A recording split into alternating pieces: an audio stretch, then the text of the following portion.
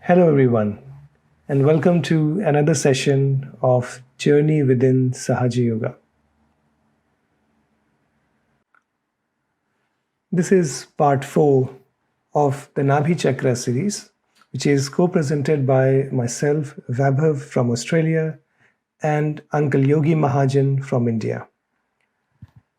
In the last week, we learned more about the left side of the Nabhi Chakra, which is the Grihalakshmi principle, which is also called as the deity of the household.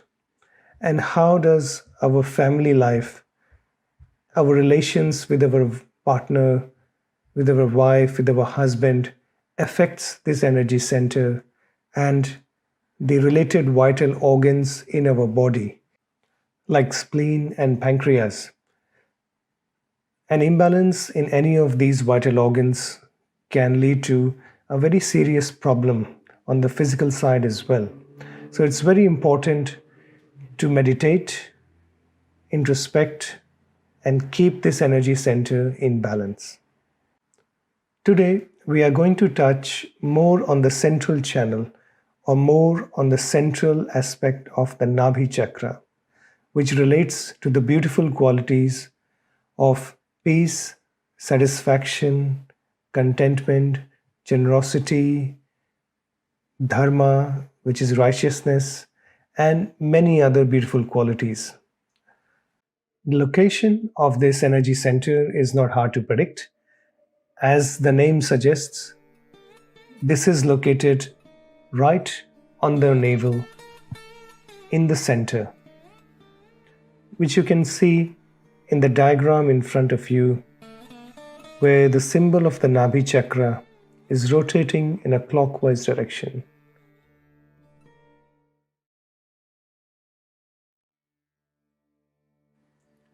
Stomach and intestines are the main organs which are governed by this energy center. And of course, if you see holistically, pancreas, spleen, liver, and gallbladder also fall under the jurisdiction of this chakra. This center can be affected due to a number of reasons. Some of them are not eating properly, if you're eating too fast, or you're eating or drinking the wrong things like alcohol or drugs can impact this energy center a lot. Having fanatic ideas and not adhering to your Guru principle can also impact this energy center. So these are some of the causes of the problems which can impact this energy center. However, in order to understand it in a more simplistic way, I would ask you to relate to your childhood. Since our childhood, we have been taught not to be satisfied. If you achieve something, another goal is put in front of you without giving you sufficient time to enjoy, to be satisfied with what you have achieved. And this rat race continues one after the other, and there is no end to it. So where can you find the true joy, the true satisfaction within? First of all, it's only possible when your Kundalini energy awakens, passes through these energy centers, and gives you that loving power, that loving, nurturing energy, which will give you the true joy, true peace, and satisfaction. However, there are many other ways in life where we can help this Kundalini energy to achieve that outcome faster. And that can come through introspection or self-reflection. You have to see and find within yourself things which give you satisfaction. You have to find that moment in life where you feel, oh my God, I'm now satisfied. I feel good. I am at peace. And that moment can come not necessarily through these major materialistic achievements. They can come from the very small things in life, like when you cook something for your wife or your husband. They eat it and they say, wow, that is so tasty. That just fills your tummy as well. And it's not with food or anything material, it fills it with that satisfaction, with that joy, and puts a smile on your face. And these are the moments in life which you need to find, which you need to cherish. Because these are the moments which will give you the true peace within, the true joy within. So let's now meditate on this aspect with a greater awareness of our Nabhi Chakra and its qualities, and try to imbibe these beautiful qualities within us. I would humbly request Uncle Yogi Mahajan to please guide us through a meditation. Thank you. Jai Shri Mataji. Let us bow down to Shri Mataji.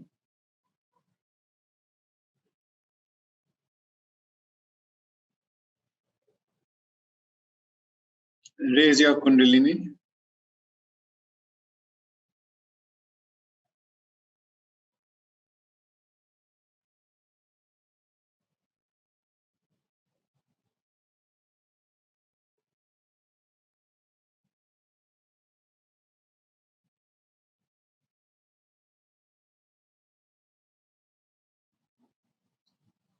Take a deep breath.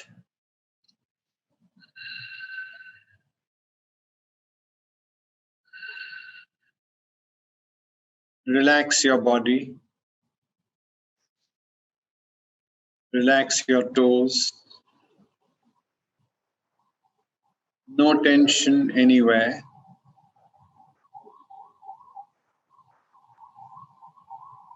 Just feel at home with your mother, Shri Adi Shakti Mataji, Shri Nirmala Devi. She's a very informal person, and be your natural self.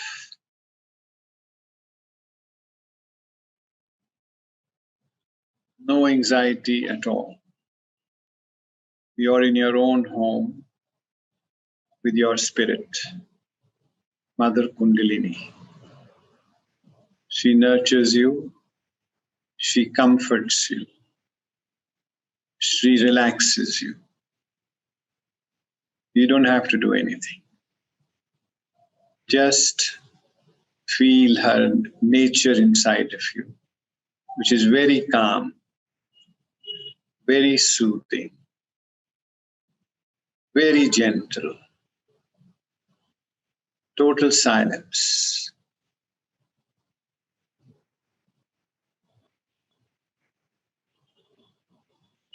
Without any sound, without any noise in your head.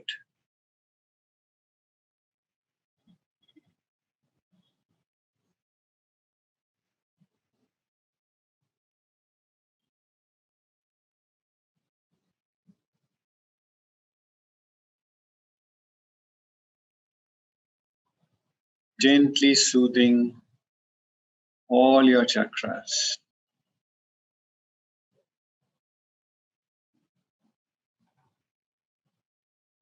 Feeling peaceful. Feeling the peace of your Kundalini in every chakra. Restful.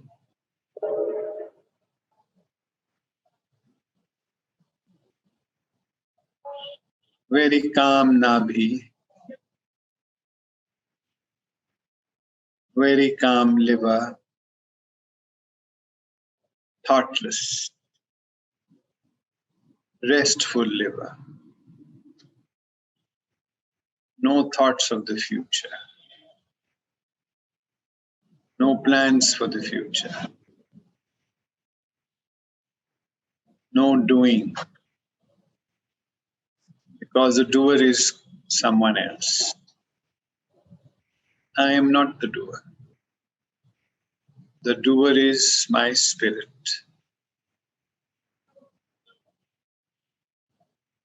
Only I have to follow the spirit.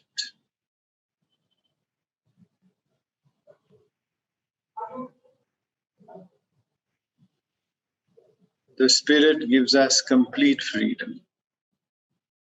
It does not aggress us. It only loves us.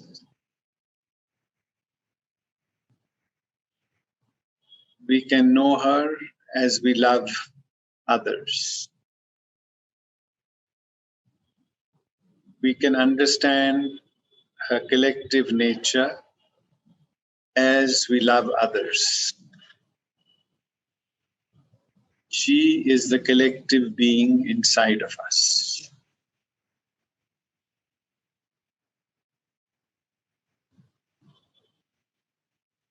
The collective being knows everything that is good for us.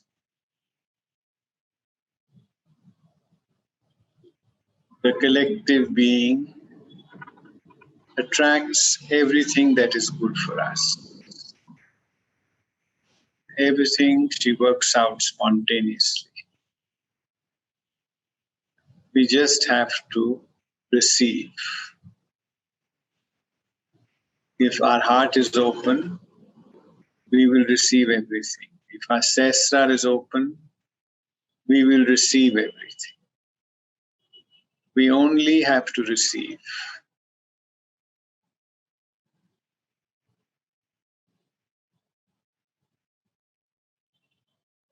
And when the cup gets full, it starts flowing to others.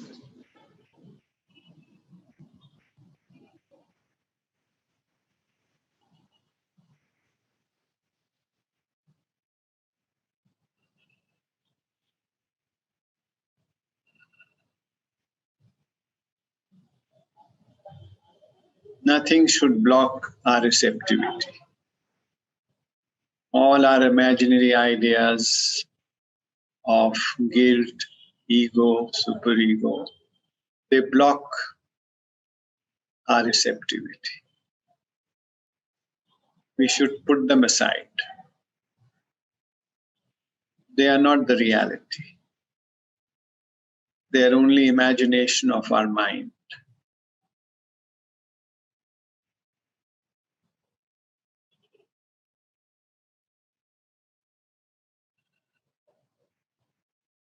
We have to get the real thing, the joy of the spirit. That is the real thing. When you start feeling the joy, nothing else matters anymore. You're above everything. You go beyond the mind. You leave behind all the guilt, all the ego, all the superego.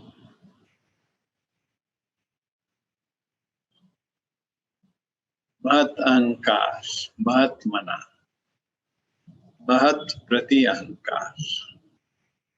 Beyond ego, beyond superego, beyond thoughts, beyond conditioning.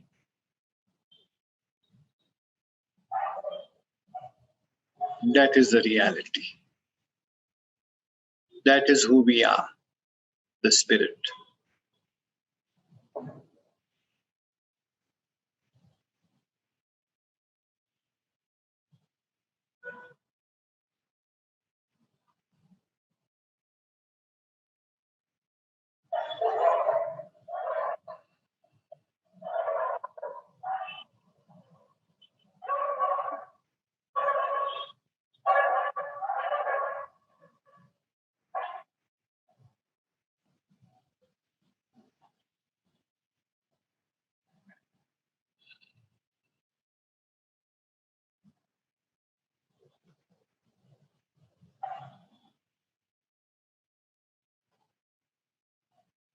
The spirit is always happy.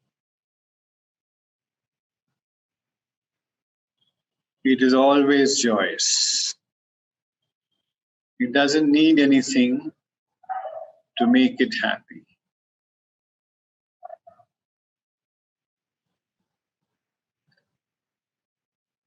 It is complete by itself.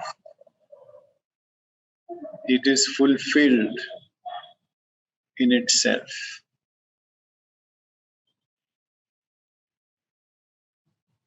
It doesn't need any material possessions.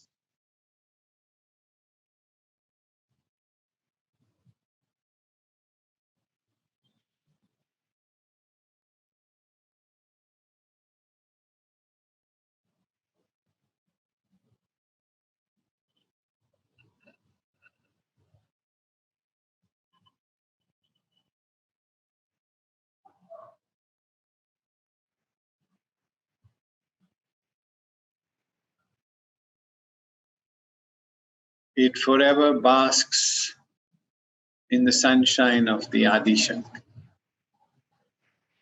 It is happy when Sri Mataji is happy. It is pleased when she is pleased.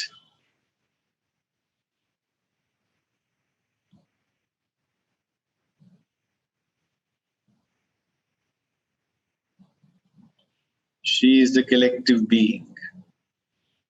When the collective being is pleased, everything works for us.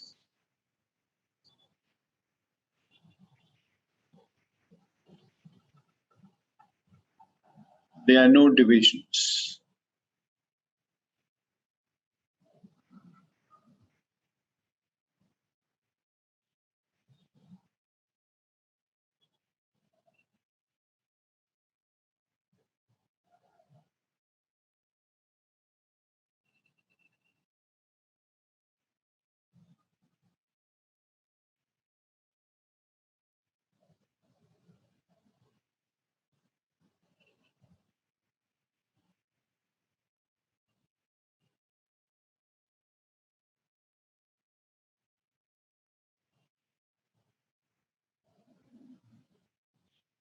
Only our thoughts divide us.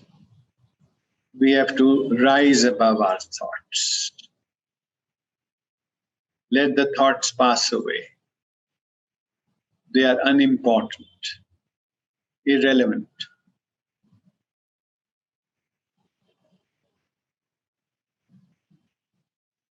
The main thing is the joy of the spirit.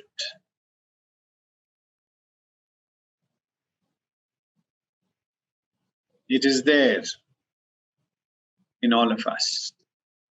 It is built in us since our creation. It is ours. Nobody can give it to us. Nobody can take it away from us.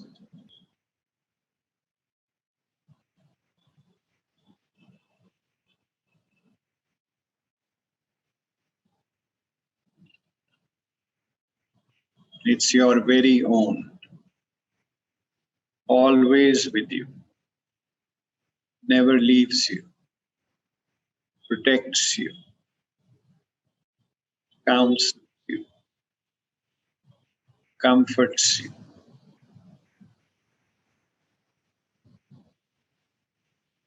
redeems you.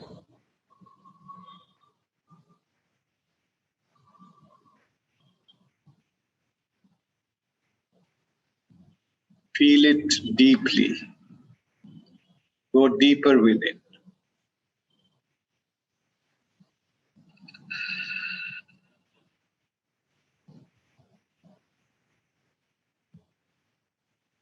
Expand your consciousness to perceive it.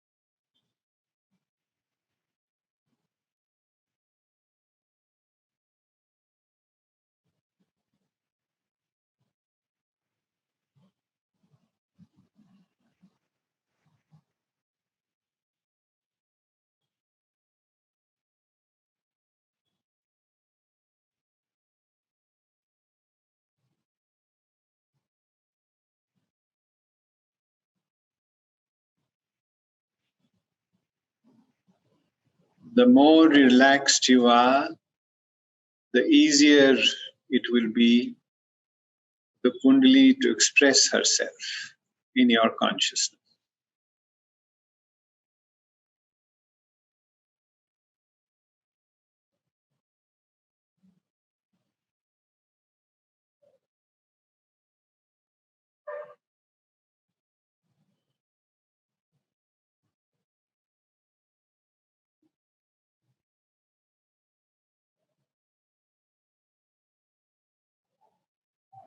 You cannot grasp it with your intellect. You have to feel it.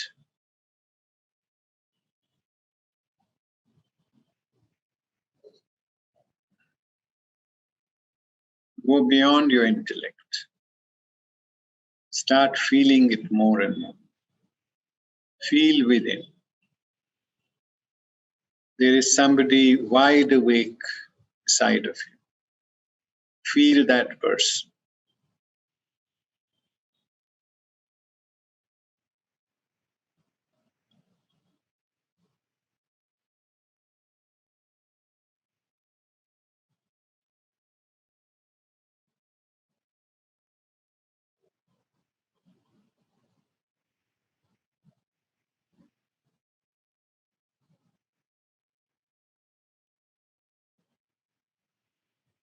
It is a very compassionate person,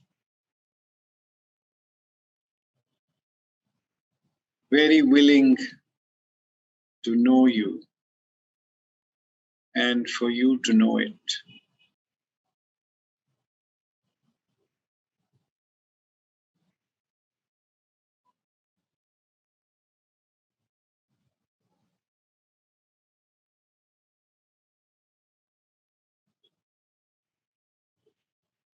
Feel your compassion, and you will feel this person, most compassionate person within us.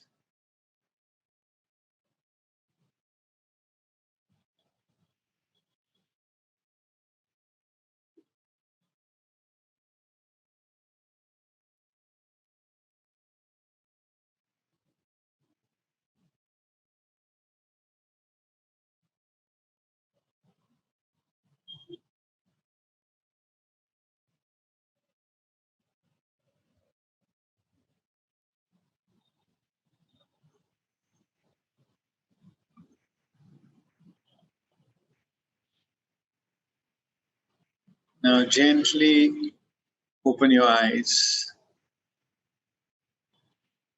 Keep your attention on the most compassionate person, Her Holiness Sri Mataji. Pray that we may imbibe her compassion more and more within us.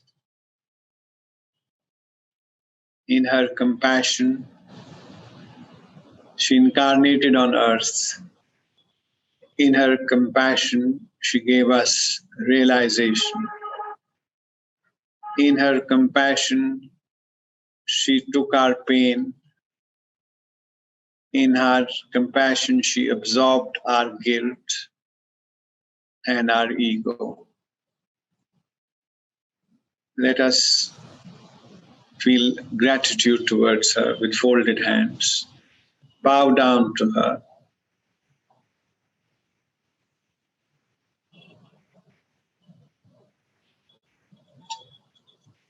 Raise your Kundalini.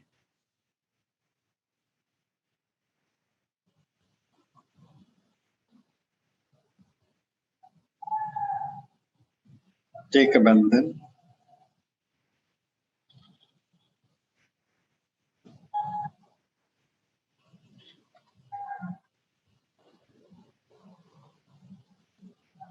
With a very pleasant disposition, we listen to her talk.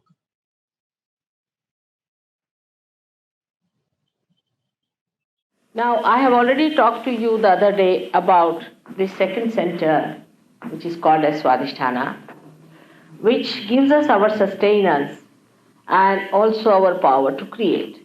The sustenance is created inside that green part, which is represented by main 10 primordial masters.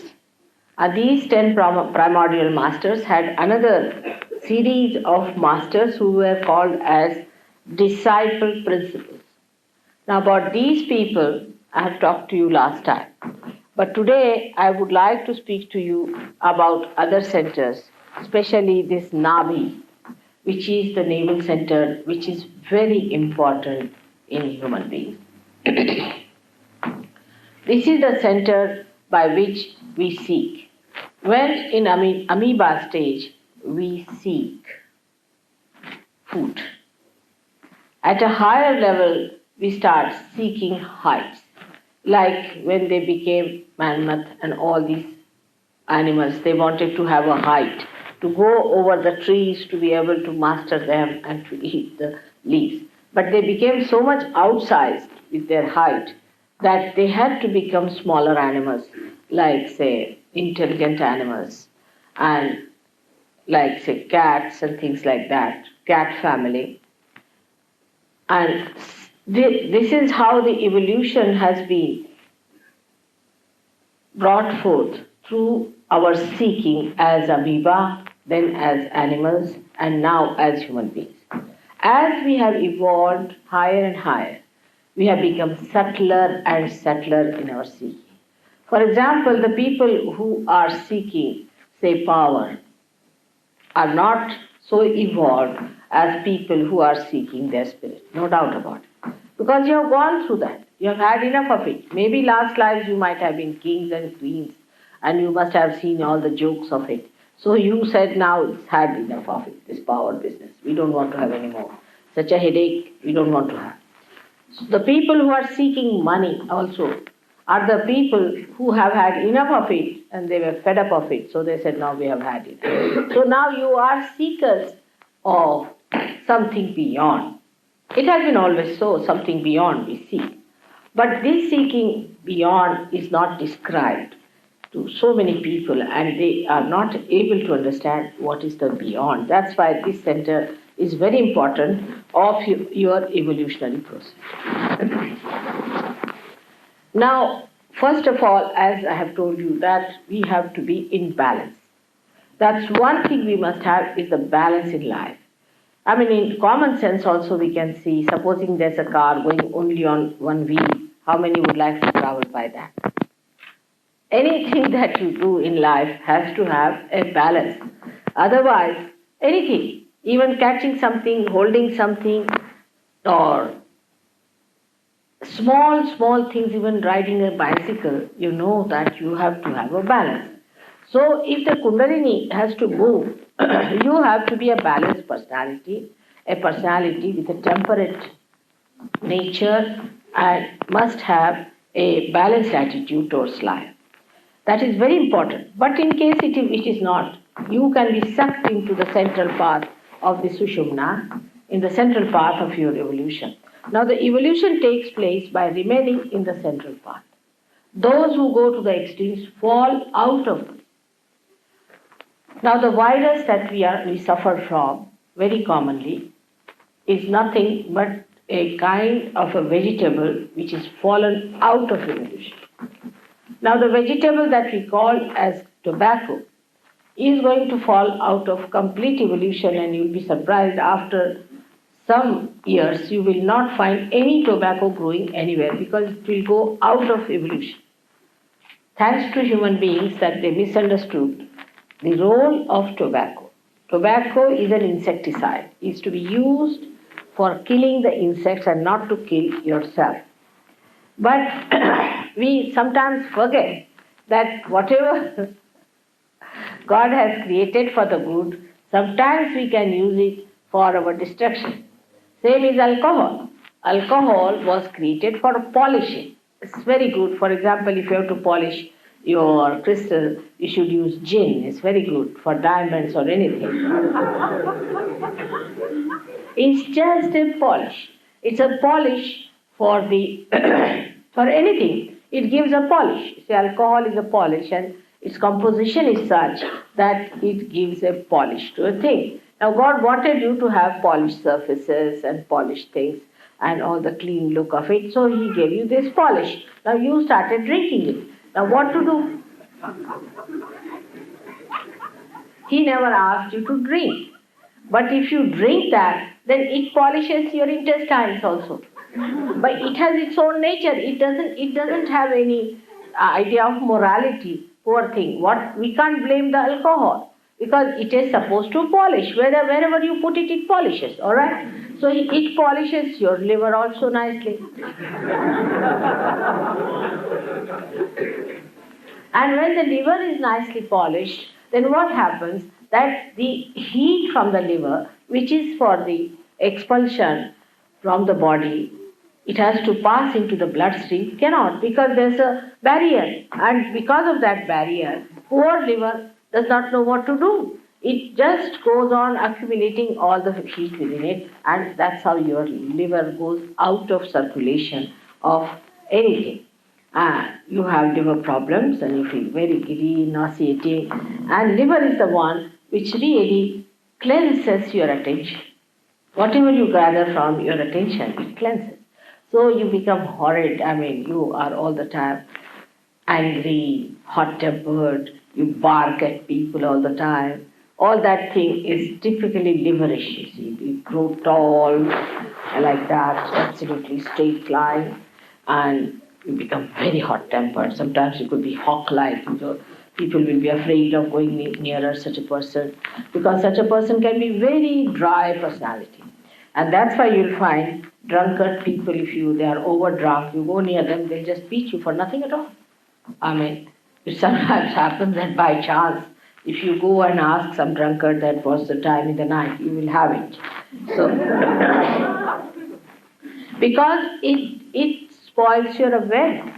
And in that awareness, a nice man also could be like that. But of course, there could be a case where a person might become better. That is also another thing that can happen when you get possessed by this left side movement, because alcohol reduces your awareness and you go to the left side, movement to the left side may give you a feeling, oh, I'm very much better now, and sort of you get happy because your ego is subsided and everything is all right, and I'm really morbid now, I cannot hit anyone, and let me have a little bit and sleep off.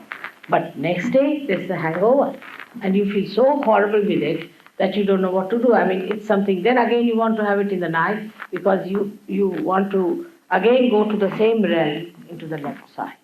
Now this left side realm apparently shows that there is reduction in the weight of the ego, but it does not, it wobbles.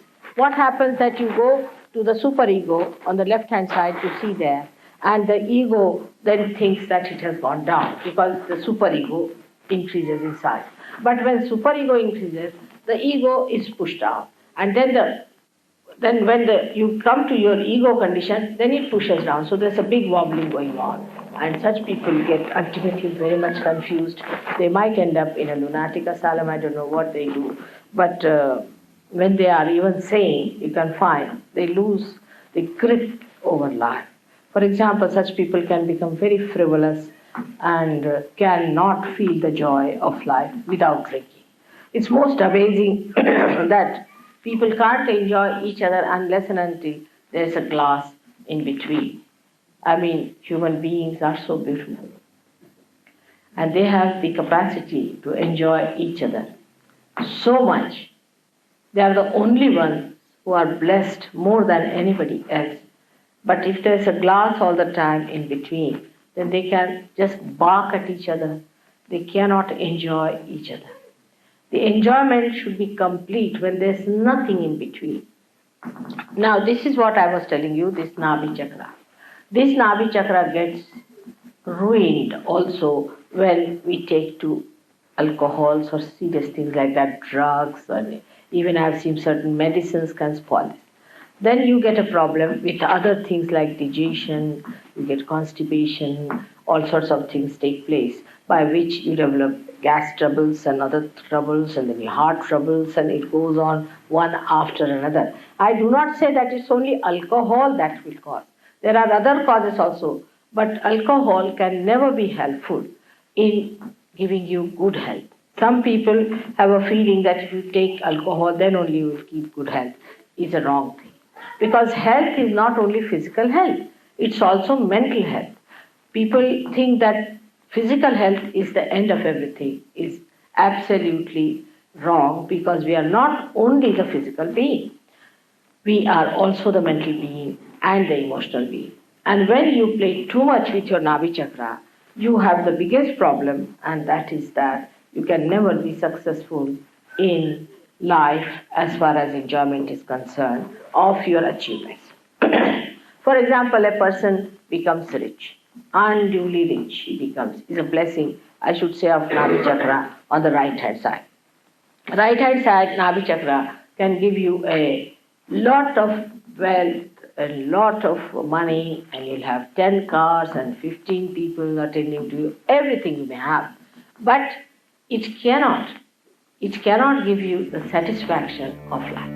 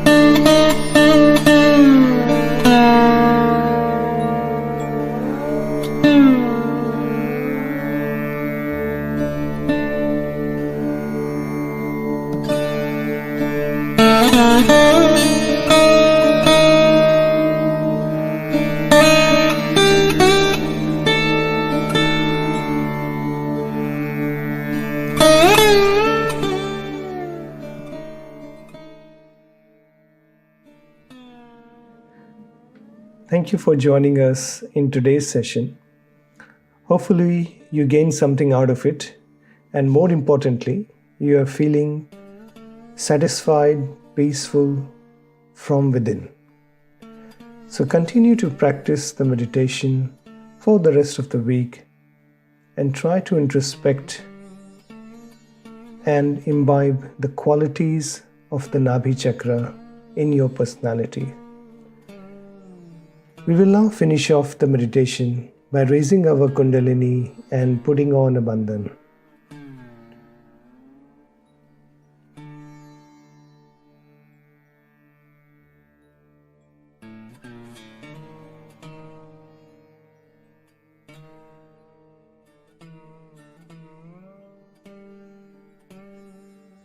Thank you again for joining us today. For more resources like guided meditations, music, Mother's talks, please visit our website freemeditation.com.au/resources. As Sahaja Yoga meditation has helped you find your own inner self, help others across the world discover their own self and enjoy this beautiful energy and this beautiful state of meditation. These are some of our international websites which you can refer to your friends, family, and loved ones across the globe. And you can always visit our website freemeditation.com.au for more information, resources, and guided meditations.